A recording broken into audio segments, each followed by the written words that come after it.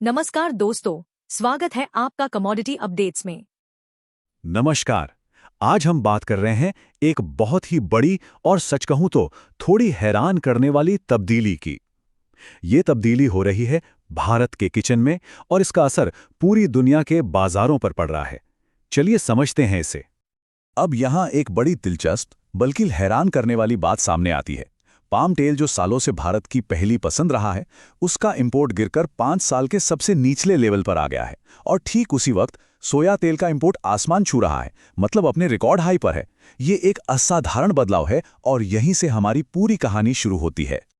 तो चलिए जरा गहराई में उतरते हैं और समझते हैं कि दुनिया के सबसे बड़े वेजिटेबल ऑयल खरीदार यानी भारत की खरीदारी की आदतों में ये ऐतिहासिक बदलाव आखिर आया तो आया कैसे।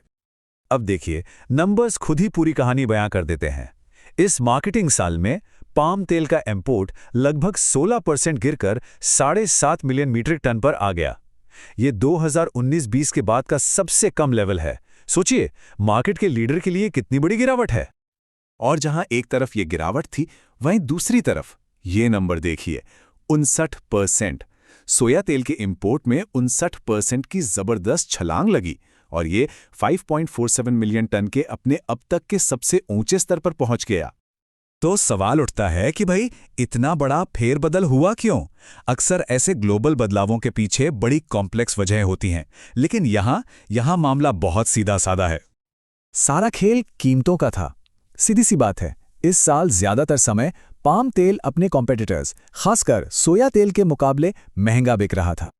और इस बात की पुष्टि खुद solvent extractors association of India के बीवी मेहता करते हैं।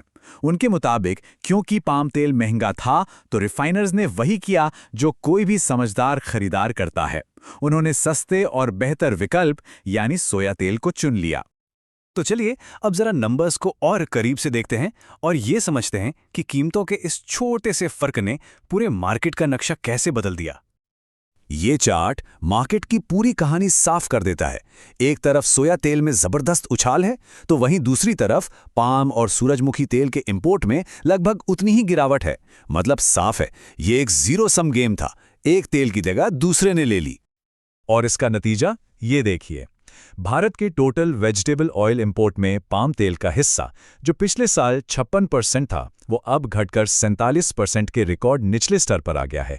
और पहली बार सोया और सूरजमुखी तेल ने मिलकर बाजार के आधे से ज्यादा यानी 53% हिस्से पर कब्जा कर लिया है।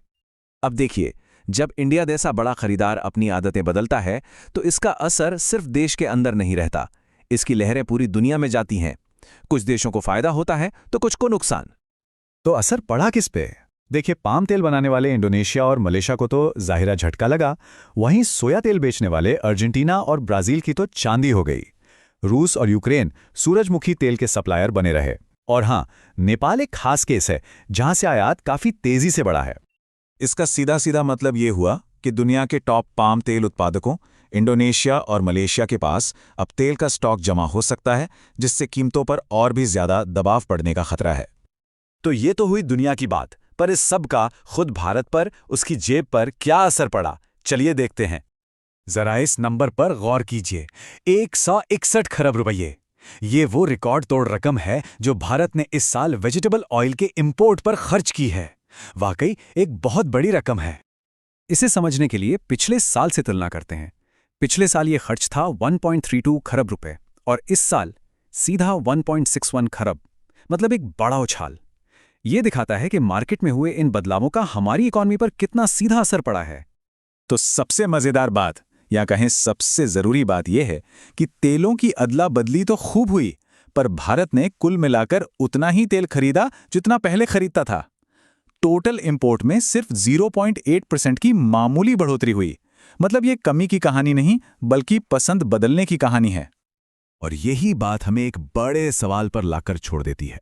जैसे जैसे दुनिया भर में कीमतें ऊपर नीचे होंगी, अगली बाजी कौन सा तेल मारेगा? यह दिखाता है कि ग्लोबल कमोडिटी मार्केट कितना डायनामिक और अनप्रेडिक्टेबल है। आगे क्या होता है, यह देखना वाकई दिलचस्प होगा। एक जरूरी बात, ये चैनल सिर्फ एजुकेशनल और इन्फॉर्मेशनल पर्पस के लिए है। बने रहिए हमारे साथ हर बड़ी कमोडिटी खबर के लिए। सिर्फ कमोडिटी अपडेट्स पर।